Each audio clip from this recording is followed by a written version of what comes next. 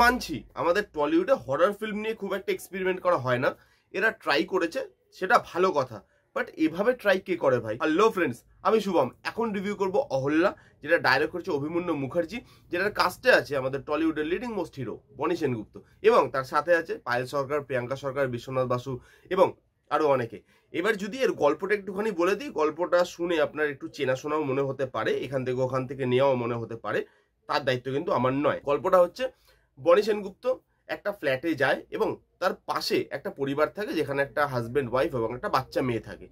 সেই হাজব্যান্ডটা খুব বাজে এবং হাজব্যান্ডটা তার বউকে এবং মেয়েকে নিয়মিত অত্যাচার করে এবং বনির সাথে ওই বাচ্চা মেয়েটার একটা বন্ডিং তৈরি হয়। কিন্তু কিছুদিন বাদে জানতে পারে বনি যে যেই মেয়েটাকে বা যে ফ্যামিলিটাকে সে দেখে আসছে, সেই ফ্যামিলিটা আদতে নেই, তারা অনেকদিন আগেই মারা গেছে। এবার কেসটা কি, মানে সে তাহলে এতদিন ধরে কাকে দেখছিল এবং এর পেছনে কি কোনো রহস্য আছে, সেই সব নিয়েই এই সিনেমাটা হতে চলেছে।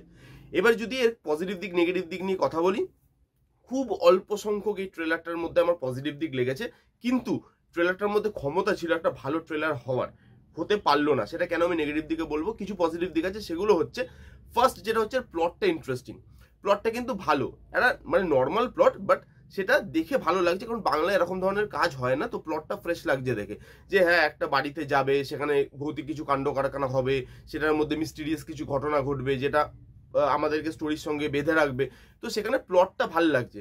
কিন্তু প্লটটাকে ঠিকভাবে এক্সিকিউট করা হয়নি, অন্তত ট্রেলার দেখে আমার যেটা মনে হলো। সেটা কেন, সেটা আমি বলছি। এখানে কাস্টিংটা বেশ ভালো, কাস্টিংয়ে পারফরমেন্স সবারই ভালো। লিডিং মোস্ট হিরোর কথা বললাম প্রথমেই, সে কিন্তু ভালো কাজ পাচ্ছে, দুদিন ধরে দেখছি। এর আগের দিন ওই আয়ুরেখা করলাম, সেখানেও আছে, এটাও আছে। হাত পা দেখিস, এটা কি ব্যাপার, অনেক কাজ পাচ্ছে বনি। তো যাই হোক, তো এখানে বনি আছে, বনিকে কিন্তু ভালো লাগছে। বনির অ্যাক্টিং কিন্তু ওভার দ্য টপ নেই। আগের দিন আয়ুরেখা করার সময়, আমি ট্রেলার রিভিউ করার সময় বলেছিলাম যে ওভার দ্য টপ অ্যাক্টিং যে বনি করে, সেরকম কিন্তু দেখা যাচ্ছে না। ভালো ডাইরেক্টর পেলে ভালো অ্যাক্টিং কিন্তু বনি করতে পারে, সেটা আমরা আগে দেখেছি। তো এখানে বনিকে ভালো লাগছে, এখানে পায়েল, প্রিয়াঙ্কা, বিশ্বনাথ, সবাইকে নিজের জায়গায় ভালো লাগছে। পারফরমেন্স আশা করবো ভালো থাকবে।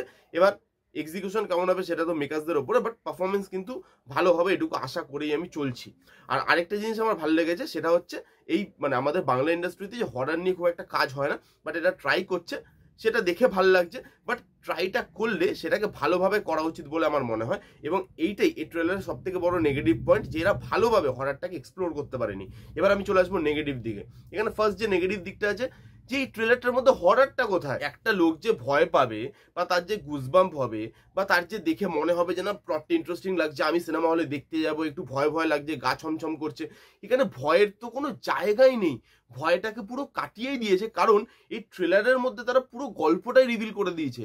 এই মানে মিস্ট্রিটা বাকি আছে, যে তারা কেন মানে মেরেছিল, মানে বা তারা কেন মারা গেছিল, তাদের সঙ্গে কি ঘটেছিল না ঘটেছিল, এইটা বাকি আছে খালি ট্রেলারে দেখানো। ওইটুকু দেখিয়ে দিলে ট্রেলারটা একটা ফিল্ম হয়ে যেত।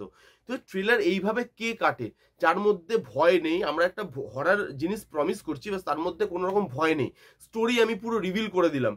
ট্রেলার কাটিং একদম অ্যাব্রাপ্ট, এবং এই ট্রেলারটা দেখতে দেখতে মনে হচ্ছিল যে আয়ুরেখার যারা ট্রেলার কেটেছে তারাই কি এই ট্রেলারটা কেটেছে, কারণ সেখানে যেই দুটো প্রবলেম ছিল, সেই দুটো প্রবলেম এখানেও আছে। একটা অ্যাব্রাপ্ট কাটা, যখন তখন যে কোনো সিন চলে আসছে, সিনের মধ্যে কোনো রিদম নেই, সিনের মধ্যে কোনো আপস অ্যান্ড ডাউনস নেই, কোনো ইমোশন কাজ করছে না, যে একটা লো পয়েন্ট থেকে শুরু হয়, হাই পয়েন্টে গিয়ে শেষ হলো, কোনো রিদমের কোনো ব্যাপার নেই, কোনো সিনক্রোনাইজেশনের কোনো ব্যাপার নেই, যেখানে সেখানে যখন তখন হয় একটা ট্রেলার তৈরি হয়ে গেছে, এরকম মনে হচ্ছে। তো এইখানে ট্রেলার কাটিংও অ্যাব্রাপ্ট হয়েছে, এবং এখানে বিজিএম খুব লাউড, যেটা আগের দিনও আমি ট্রেলার রিভিউর সময় বলেছি যে বিজিএম এত লাউড হয়ে যাচ্ছে কেন। বিজিএম এত লাউড যে লোকজনের কথা শোনা যাচ্ছে না, বারবার করে আগিয়ে পিছিয়ে লোকজনের কথা শুনতে হচ্ছে। তো এখানে বিজিএম এখানেও খুব লাউড। ট্রেলারে অনেক কিছু বলে দিয়েছে, হরর নেই, তো সবকিছু বললাম। একটা ভালো প্লট থাকার পরেও লোকের কাছে ইন্টারেস্ট কিন্তু ট্রেলারটা জাগাতে পারলো না, এবং ট্রেলারের কাজই হচ্ছে লোককে ইন্টারেস্ট জাগানো, লোককে যাতে হলে আসে সেই রকম কিছু ক্লিপ দেওয়া, সেরকম কিছু মোমেন্ট দেওয়া। এখানে কিন্তু সেই মোমেন্ট আমি পেলাম না। তবুও রিভিউ যেহেতু করে হলে গিয়ে তো দেখতে হবে। প্লটটা ইন্টারেস্টিং লাগছে, ভালো ভালো অ্যাক্টররা আছে, দেখা যাক সিনেমাটা এলে কি হয়। আপনারা কারা কারা দেখেছেন অহল্যার ট্রেলার কমেন্ট করে জানান। এই ছিল অহল্যার রিভিউটা যদি ভালো লাগে তাহলে please give it thumbs up, like করবেন, কমেন্ট করবেন, শেয়ার করবেন, চ্যানেলটাকে আমার সাবস্ক্রাইব করবেন। দেখা হচ্ছে নেক্সট কোনো ভিডিওতে, ততক্ষণ bye bye, take care and be safe.